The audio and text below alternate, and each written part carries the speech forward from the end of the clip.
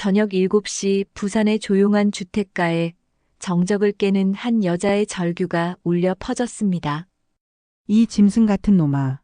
우리 혜진이를 어떻게 해? 목소리의 주인은 58대 박선영 씨였습니다. 그녀의 떨리는 손끝은 남편의 멱살을 틀어지고 있었죠.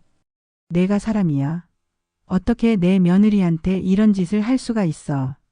남편 강진철은 셔츠 단추가 몇 개나 뜯겨나간 채 황급히 뒷걸음질 쳤습니다. 그의 얼굴에는 당황과 분노가 역겹게 뒤섞여 있었죠. 바닥에는 29살 며느리 윤혜진 씨가 힘없이 주저앉아 흐느끼고 있었습니다. 그녀의 옷은 군데군데 찢어져 있었고 고운 얼굴은 눈물과 절망으로 얼룩져 있었습니다. 혜진아. 내가 몰라봐서 미안해. 정말 미안하다. 선영 씨는 며느리를 부서져라 끌어안으며 함께 오열했습니다. 자신이 30년간 믿었던 남편이 죽은 아들 대신 품었던 며느리에게 이런 끔찍한 일을 저질렀다는 사실이 도무지 믿기지 않았습니다. 오늘은 부산에 거주하시는 60대 여성의 충격적인 사연을 들려드리겠습니다. 시작하기 전 구독과 좋아요 꼭 한 번만 부탁드립니다. 여러분 모두의 앞날에 행복이 가득하길 기원합니다.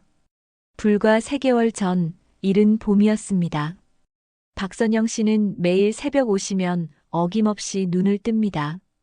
30년 넘게 몸에 밴 습관이었죠. 남편보다 1시간 일찍 일어나 하루를 준비하는 것이 그녀만의 고요한 의식이었습니다.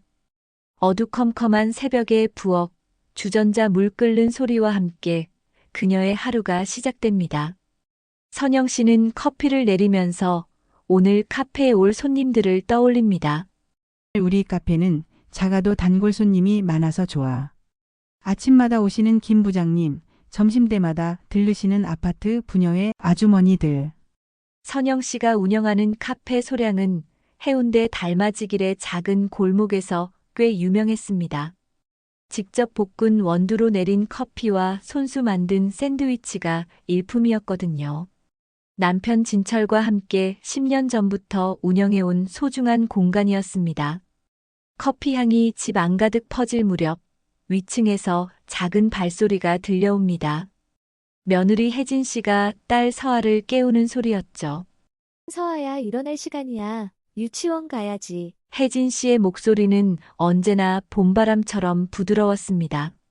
4살배기 서아에게 다정하게 말을 걸면서도 서두르지 않는 여유가 묻어났죠. 선영 씨는 그런 며느리가 참 고맙고 대견했습니다. 하나뿐인 아들을 잃은 후에도 이 집을 떠나지 않고 함께 살아주고 있으니까요. 우리 혜진이가 얼마나 착한지 몰라. 아들 현우 잃고 혼자 남았는데도 이 늙은 시어미 모시겠다고.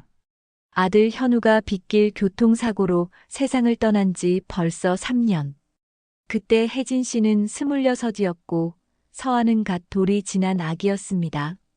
보통의 경우라면 친정으로 돌아가는 게 당연했을 테지만 혜진 씨는 시댁을 떠나지 않았습니다.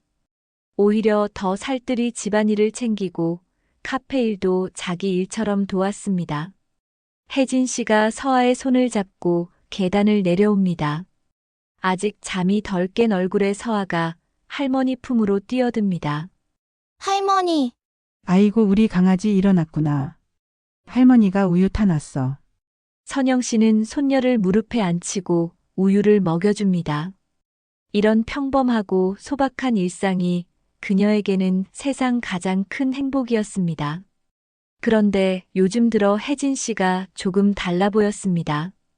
예전보다 말수가 눈에 띄게 줄었고 웃는 모습도 거의 볼 수 없었죠. 특히 그늘진 얼굴이 자꾸 마음에 걸렸습니다. 혜진아 어디 몸이 안 좋니? 요즘 얼굴이 많이 피곤해 보여. 아니에요, 어머님. 괜찮아요. 그냥 밤에 잠을 좀 설쳐서 그런가 봐요. 혜진 씨는 고개를 저으며 옅은 미소를 지어 보였지만 그 미소는 금방이라도 부서질 것처럼 위태로워 보였습니다. 선영 씨는 마음속의 불안감을 지울 수가 없었습니다. 서아를 유치원에 데려다 준 후 혜진 씨는 어김없이 카페로 와서 선영 씨를 도왔습니다. 테이블을 닦고 원두를 정리하고 손님들의 주문을 받는 일까지 척척 해냈죠. 하지만 평소 같으면 일하면서도 조잘조잘 이야기를 나누곤 했는데 요즘은 그저 묵묵히 일만 할 뿐이었습니다. 점심시간이 되어 집으로 돌아왔을 때였습니다. 혜진 씨가 갑자기 화장실로 뛰어가더니 거친 소리를 내며 구토를 시작했습니다. 혜진아, 괜찮아? 문 좀 열어봐. 선영 씨가 화장실 문을 다급하게 두드리며 걱정스럽게 물었습니다.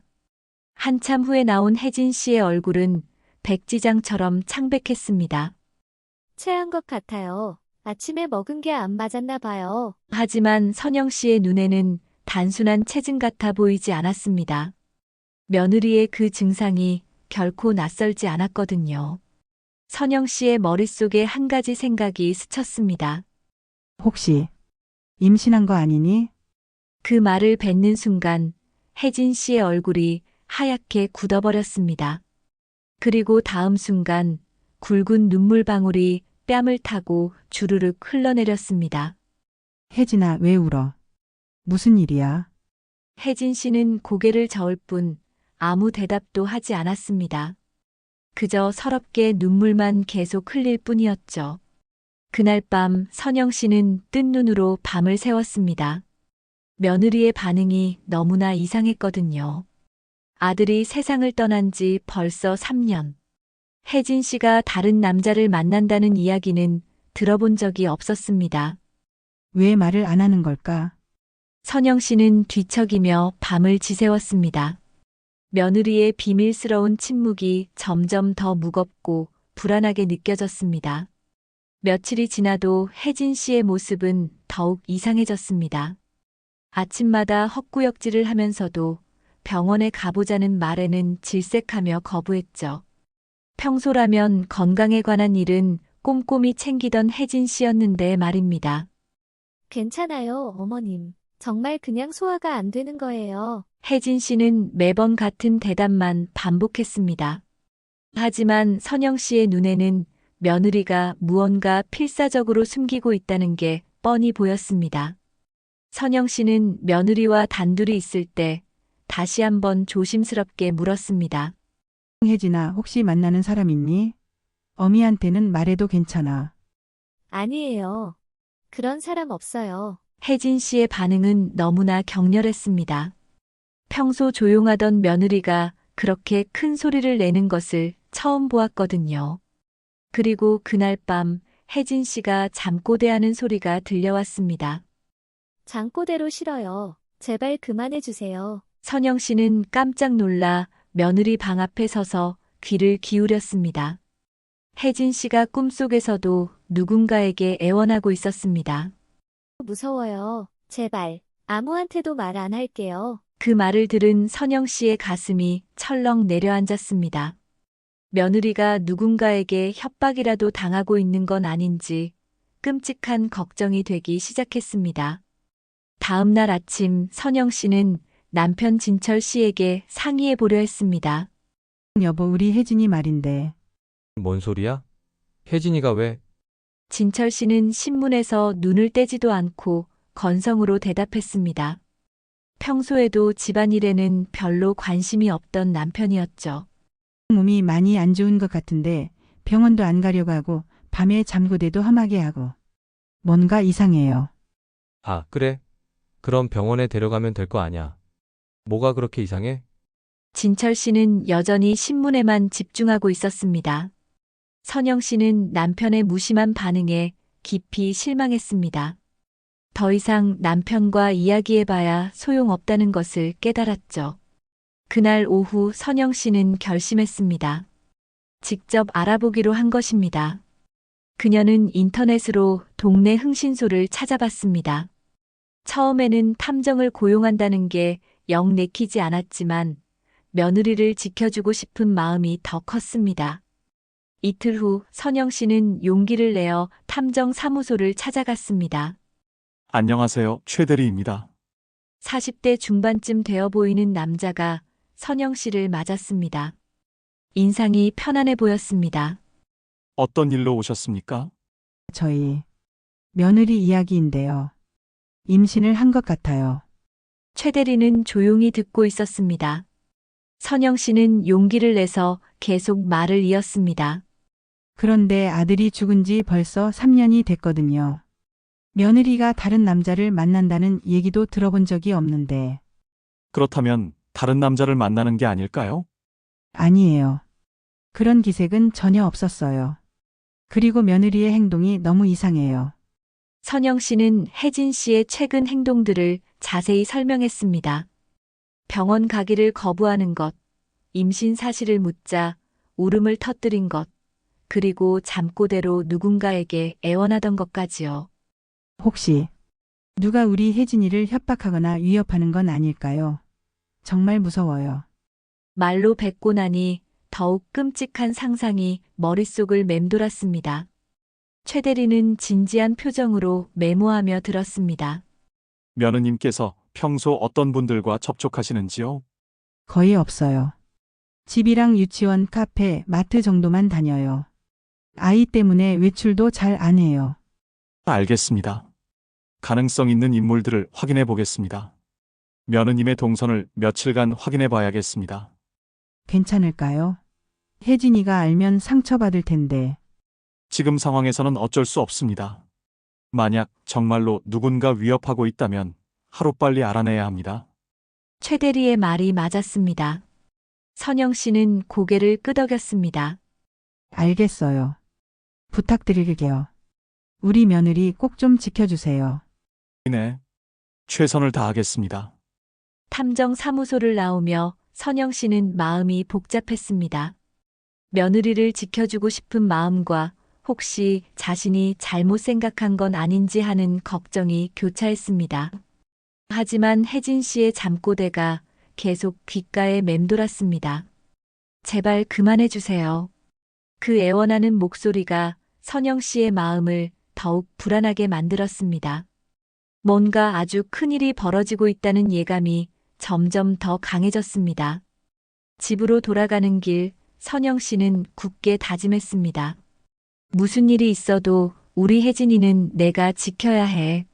며느리가 혼자 감당하기에는 너무나 큰 고통을 겪고 있는 것 같았습니다. 선영 씨는 진실이 무엇이든 받아들일 준비를 해야 했습니다. 최 대리가 혜진 씨를 감시하기 시작한 지 일주일이 지났습니다.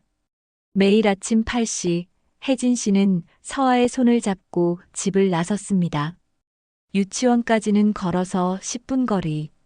최 대리는 적당한 거리를 두고 그녀의 모든 행동을 관찰했습니다. 유치원 앞에서 서아를 내려주고 선생님과 간단히 인사를 나눈 후 혜진 씨는 곧바로 집으로 돌아갔습니다. 다른 학부모들과는 말 한마디 섞지 않았죠. 집에 도착하면 빨래를 널고 청소를 하고 점심을 준비했습니다. 오전 11시가 되면 시어머니와 함께 카페로 나가 일을 도왔습니다. 카페에서도 마찬가지였습니다. 혜진 씨는 묵묵히 주문을 받고 테이블을 정리하고 설거지를 했습니다. 손님들과의 대화도 최소한으로 줄였고 개인적인 이야기는 일절하지 않았습니다. 그녀의 일상은 너무나 단조롭고 고립되어 있었습니다. 휴대폰 통화 기록도 거의 없었고 문자 메시지도 마찬가지였습니다. 나흘째 되던 날, 최 대리는 혜진 씨가 혼자 외출하는 모습을 포착했습니다. 서아는 유치원에, 시어머니는 카페에 있을 시간이었습니다. 드디어 뭔가 나오는 건가? 최 대리는 긴장하며 그녀를 따라갔습니다. 하지만 혜진 씨가 간 곳은 동네 약국, 그리고 아기용품점이었습니다. 약국에서는 비타민과 소화제를 샀고 아기용품점에서는 잠시 구경만 하더니 이내 좋지 않은 표정으로 나와버렸습니다. 최 대리는 다른 방법을 시도했습니다. 혜진 씨 주변 인물들을 조사하기로 한 것이죠. 유치원 선생님, 마트 직원들 모두 그녀를 조용하고 아이에게 정성을 다하지만 교류가 없는 사람으로 기억했습니다. 일주일간의 감시에도 의심스러운 점은 하나도 발견되지 않았습니다. 최 대리는 선영 씨에게 중간 보고를 했습니다. 어머님, 솔직히 말씀드리면 도무지 의심 가는 행동이 없습니다. 정말 평범한 주부 생활 그 자체입니다. 그럼 우리 혜진이가 임신이 아닌 건가요? 아닙니다. 임신은 확실해 보입니다. 아침마다 입덧 증상이 보입니다. 다만 아이 아버지가 누군지 알아내기가 어려울 것 같습니다. 그럼 어떻게 해야 하죠? 시간을 좀 더 주십시오. 주말에는 다른 패턴을 보일 수도 있습니다. 하지만 주말에도 혜진 씨의 일상은 별반 다르지 않았습니다. 그렇게 2주일이 지나자 최 대리는 확신하게 되었습니다. 혜진 씨는 철저히 자신을 외부와 고립시키고 있었습니다. 마치 임신 사실 자체를 필사적으로 숨기려는 사람처럼요. 그날 저녁 최 대리는 선영 씨에게 다시 연락했습니다. 어머님, 2주일간 관찰한 결과 한 가지 확실한 것은 며느님께서 누군가를 피하고 있다는 겁니다. 피한다고요? 네. 사람들과의 접촉을 의도적으로 피하고 있습니다. 마치 누군가에게 들킬까봐 두려워하는 것 같습니다. 최 대리의 말을 들은 선영 씨는 가슴이 철렁했습니다. 처음에 느꼈던 불안한 예감이 맞았던 것 같았습니다. 그럼 정말로 누군가 우리 혜진이를 위협하고 있는 건가요? 이 가능성이 높습니다. 다만 그 상대가 누군지 알아내려면 다른 방법이 필요할 것 같습니다. 혹시 집안 사람 중에서 의심스러운 사람은 없습니까? 집 안 사람 중에서 의심스러운 사람은 없나요? 최 대리의 마지막 질문이 선영 씨의 머릿속을 헤집어 놓았습니다. 집에는 자신과 남편 혜진이와 서아뿐. 특별히 드나드는 사람도 없었습니다. 하지만 최 대리의 말을 듣고 나니 다른 각도로 생각해 보게 되었습니다. 그때 문득 한 사람이 떠올랐습니다. 아, 마트 총각. 동네 마트에서 일하는 28살의 박준수라는 청년이었습니다. 1년 전부터 일하기 시작했는데 키도 크고 외모도 준수해서 동네 아주머니들 사이에서 화제가 되곤 했죠. 생각해보니 그 청년이 혜진 씨에게 유독 관심을 보였던 것 같았습니다. 혜진 씨가 마트에 갈 때마다 다가와 이런저런 이야기를 걸곤 했습니다. 어머님, 오늘은 뭐 사러 오셨어요? 할인하는 상품이 있으면 알려드릴게요. 처음에는 단순히 친절한 직원이라고 생각했지만 다른 손님들에게는 그렇게 적극적이지 않았습니다. 특히 혜진 씨가 혼자 올 때면 더욱 그랬죠. 며칠 전에는 마트 밖까지 따라 나와 무언가 이야기를 하려 했고 혜진 씨는 그를 피하듯 서둘러 걸어갔습니다. 선영 씨는 곧장 최 대리에게 연락했습니다. 대리님, 혹시 한 사람 더 확인해 볼 사람이 있어요? 동네 마트에서 일하는 박준수라는 총각이에요. 다음 날부터 최 대리는 박준수를 중점적으로 조사하기 시작했습니다.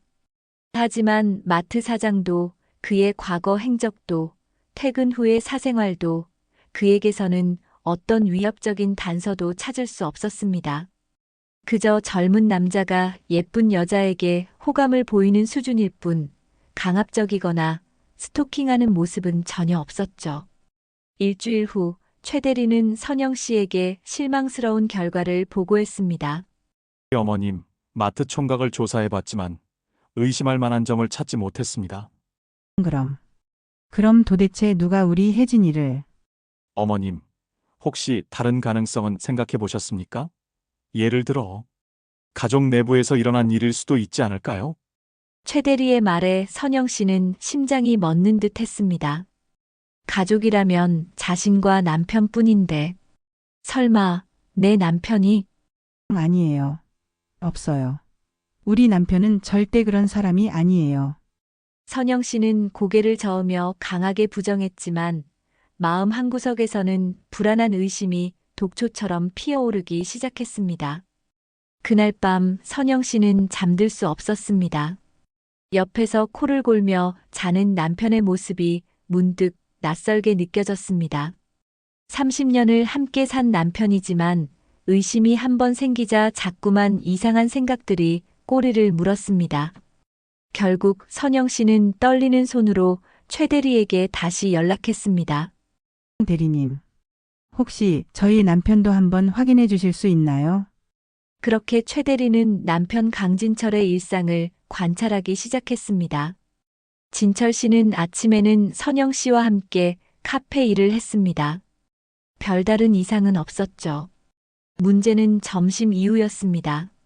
진철 씨는 일주일에 2번 정도 점심을 먹고 나서 외출을 했습니다. 선영 씨에게는 병원에 간다고 말하고 나가는 것이었죠. 최 대리는 그의 뒤를 밟았습니다. 진철 씨가 간 곳은 병원이 맞았습니다. 하지만 병원에 머문 시간은 고작 30분. 병원을 나온 그는 곧바로 집으로 향했습니다.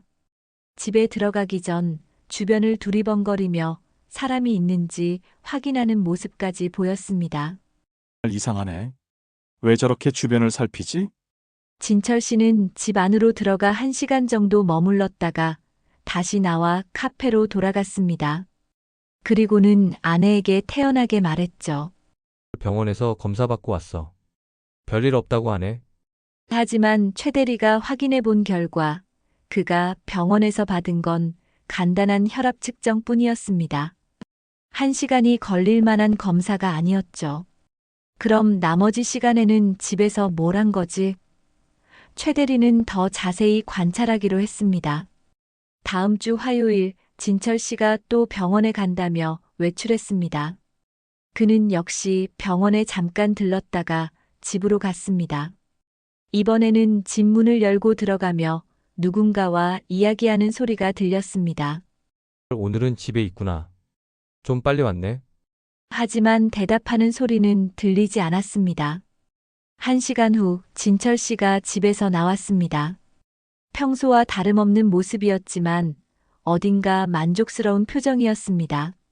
그리고 30분쯤 지나 혜진 씨가 집에서 나왔습니다. 서아를 데리러 유치원에 가는 시간이었습니다. 그런데 그녀의 표정이 평소와 달랐습니다. 얼굴이 유난히 창백하고 걸음걸이도 불안정해 보였습니다. 뭔가 이상해. 최 대리는 직감했습니다. 진철 씨가 집에 있는 동안 혜진 씨에게 무슨 일이 있었다는 것을요. 그날 저녁 최 대리는 선영 씨에게 긴급히 연락했습니다. 어머님, 중요한 얘기가 있습니다. 남편분 동선을 확인했는데 이상한 점을 발견했습니다. 선영 씨의 가슴이 쿵 내려앉았습니다. 남편분께서 매주 2번 점심시간 후에 집에 들르십니다. 말도 안 돼요. 병원 간다고 했는데 이 병원에는 30분 정도만 머물고 나머지 시간은 집에 계십니다. 그리고 그 시간에는 며느님도 집에 계십니다. 최 대리의 말이 떨어지자 선영 씨의 얼굴이 하얗게 질렸습니다. 머릿속이 새하얘지면서 아무 생각도 나지 않았습니다. 그럴 리가 없어. 그녀는 고개를 저으며 부정했지만 마음 깊은 곳에서는 이미 끔찍한 진실을 깨닫고 있었습니다. 어머님, 직접 확인해 보시는 게 좋을 것 같습니다. 다음에 남편분이 외출하실 때 뒤따라가 보십시오. 선영 씨는 한동안 말을 잇지 못했습니다. 30년을 함께 산 남편을 의심해야 한다는 사실이 믿기지 않았습니다. 하지만 혜진 씨를 지켜야 한다는 생각이 더 컸습니다. 만약 정말로 남편이 며느리에게 해를 끼치고 있다면 당장이라도 막아야 했습니다. 알겠어요. 다음에 확인해 보겠어요. 목요일 오후 진철 씨가 또 병원에 간다며 나섰습니다. 선영 씨는 심장이 터질 듯 두근거리는 것을 느끼며 남편의 뒤를 밟았습니다. 모든 것은 최 대리의 말과 같았습니다. 남편은 병원에 잠깐 들렀다가 익숙하게 집으로 향했습니다. 선영 씨는 멀리서 남편이 집에 들어가는 모습을 확인하고 10분쯤 기다렸다가 조심스럽게 집으로 접근했습니다. 집 앞에 도착했을 때 다리가 후들거려 서 있기조차 힘들었습니다. 문 안에서 벌어지고 있을 진실을 마주하기가 너무나 두려웠습니다. 하지만 혜진 씨를 위해 그녀는 들어가야만 했습니다. 선영 씨는 조용히 현관문을 열었습니다. 그리고 안에서 들려오는 소리에 그 자리에 얼어붙고 말았습니다. 남편의 목소리였습니다. 하지만 평소에 듣던 그 다정한 목소리가 아니었습니다. 혼자 사는 과부가 꼬리 치는데 어떤 놈이 안 넘어가냐? 그 순간 선영 씨의 세상이 무너져 내렸습니다. 30년 동안 믿어왔던 남편의 진짜 모습을 알게 된 순간이었습니다. 분노와 절망, 그리고 자책감이 한꺼번에 밀려왔습니다. 그녀는 떨리는 손으로 안방 문을 열었습니다. 그리고 그 안에서 벌어지고 있는 끔찍한 현실을 두 눈으로 마주하고야 말았습니다. 선영 씨는 떨리는 손으로 현관문 손잡이를 잡았습니다. 심장이 갈비뼈를 부술 듯이 세차게 뛰었습니다. 그녀는 소리 없이 집 안으로 발을 들여놓았습니다.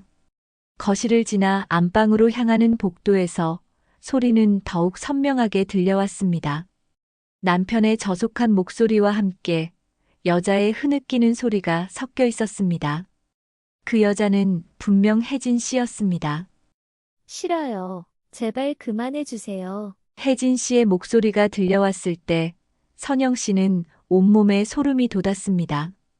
꿈에서 들었던 그 애원하는 목소리와 똑같았기 때문입니다. 이제야 모든 조각이 맞춰졌습니다. 혜진 씨가 왜 그렇게 침묵했는지, 왜 임신 사실에 울음을 터뜨렸는지, 왜 병원 가기를 거부했는지. 아무한테도 말 안 할게요. 제발 그만. 혜진 씨의 절망적인 목소리가 복도 끝에서 들려왔습니다. 선영 씨의 가슴이 갈갈이 찢어지는 것 같았습니다. 30년간 믿었던 남편이 아들을 잃고 혼자 남은 며느리에게 이런 끔찍한 일을 저지르고 있다니. 분노와 절망이 동시에 그녀를 덮쳤습니다. 다리가 후들거렸지만 며느리를 구해야 한다는 생각만이 그녀를 앞으로 나아가게 했습니다. 방문 앞에 도착했을 때 안에서 더 선명한 목소리가 들려왔습니다. 조용히 해. 소리 내면 더 심하게 할 줄 알아. 평생 한 번도 들어본 적 없는 짐승의 목소리였습니다. 어머님이 오시면 어떡해요? 그 여자는 카페에서 바쁘게 일하고 있어? 절대 안 와. 선영 씨는 그 말을 듣고 온몸이 얼어붙었습니다. 남편이 자신의 부재를 이용해 이런 일을 저질러 왔다는 사실이 믿기지 않았습니다. 선영 씨의 손이 문손잡이로 향했습니다. 더 이상은 참을 수 없었습니다. 혜진 씨 뱃속의 아이가 누구의 아이인지 이제야 확실히 깨달았기 때문입니다.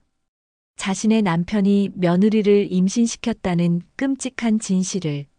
분노가 머리끝까지 치밀어 올랐습니다. 며느리를 지켜주지 못한 자책감도 함께 밀려왔습니다.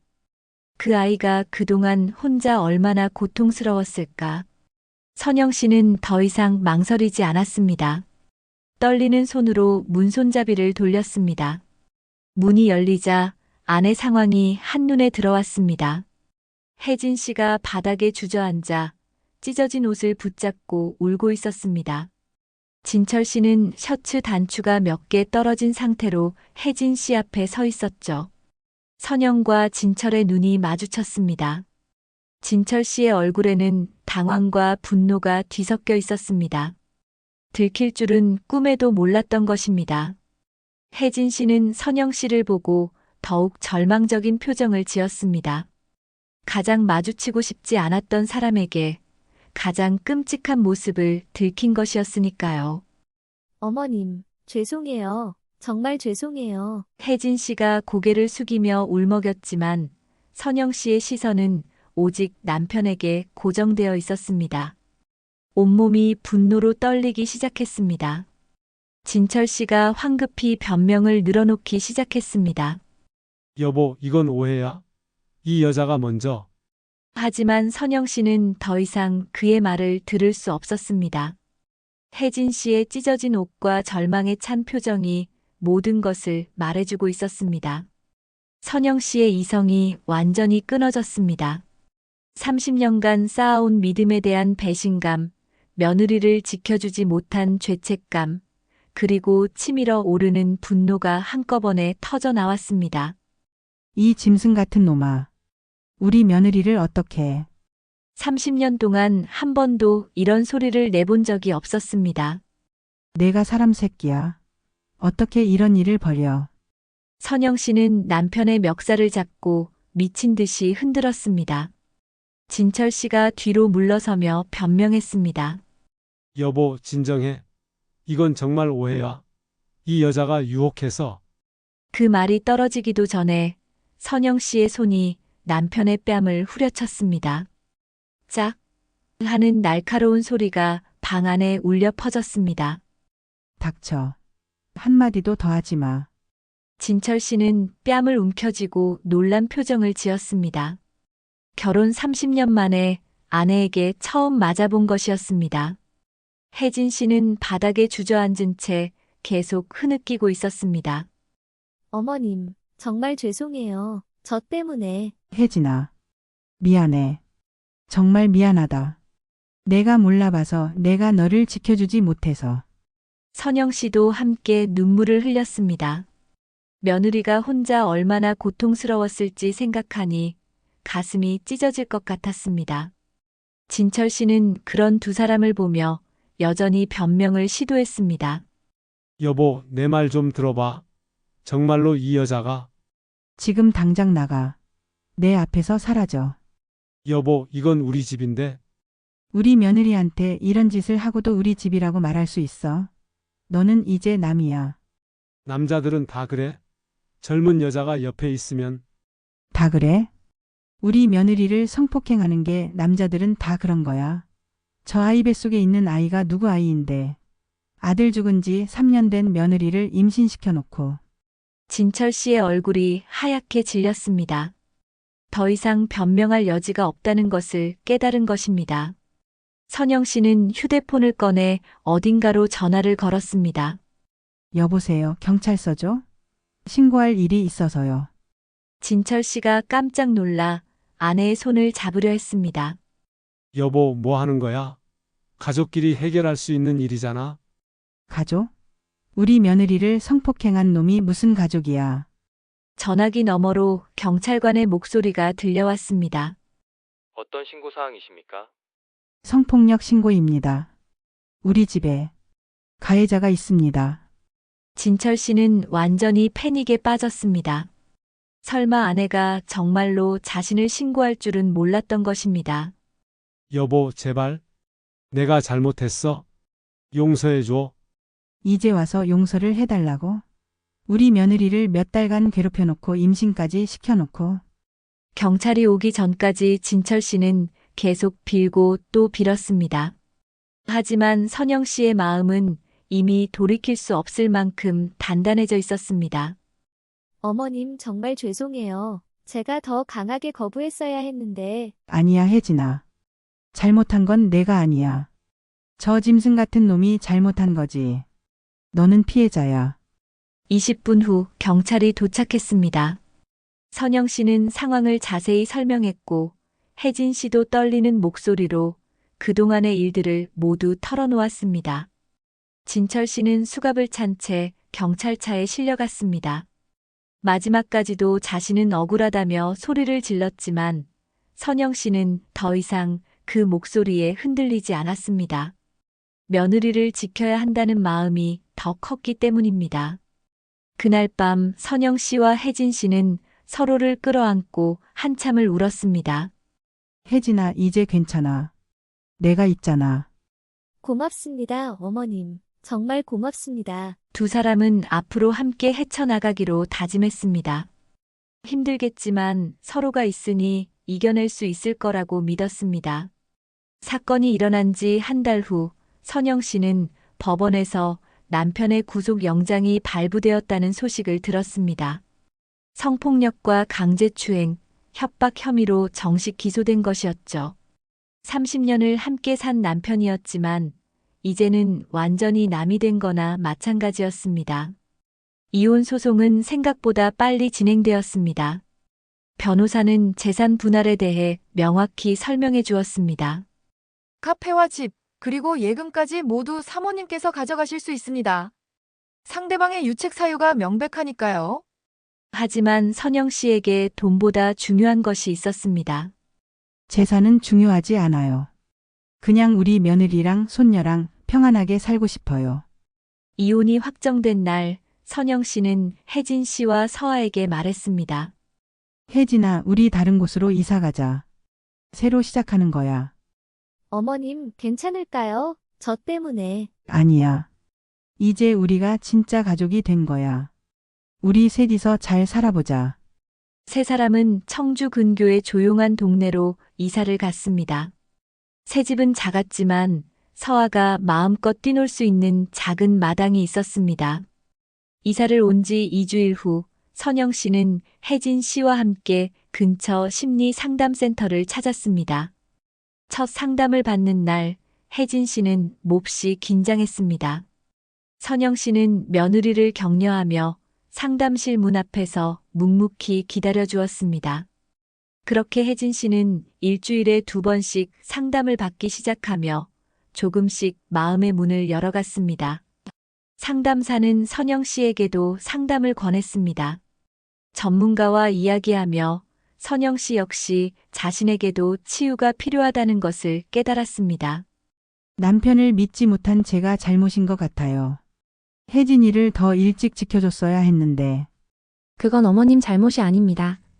가해자가 교묘하게 숨겼기 때문입니다. 상담을 받으며 두 사람의 표정은 눈에 띄게 밝아졌습니다. 하지만 여전히 해결해야 할 문제가 하나 남아 있었습니다. 혜진 씨 뱃속의 아이 때문이었죠. 선영 씨는 혜진 씨와 함께 병원에 갔습니다. 수술을 받으시겠습니까? 아니면 더 생각해 보시겠습니까? 의사의 질문에 혜진 씨는 한참을 고민했습니다. 쉽게 결정할 수 있는 문제가 아니었습니다. 선영 씨는 며느리의 손을 꼭 잡고 말했습니다. 혜진아, 내가 어떤 선택을 하든 내가 끝까지 함께 할게. 그렇게 두 사람은 서로를 의지하며 새로운 삶을 한 걸음씩 만들어가고 있었습니다.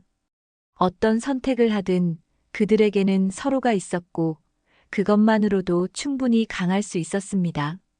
선영 씨는 손녀와 며느리를 바라보며 마음속으로 굳게 다짐했습니다. 이 아이들만큼은 평생을 바쳐 지켜주겠다고 말입니다. 창밖으로 따뜻한 봄바람이 불어왔습니다. 그것은 진정한 새 출발을 알리는 신호였습니다. 오늘 사연이 재미있었다면 구독과 좋아요 꼭 눌러주시고 여러분이라면 어떻게 하셨을지 댓글로 남겨주세요. 시청해주셔서 감사합니다.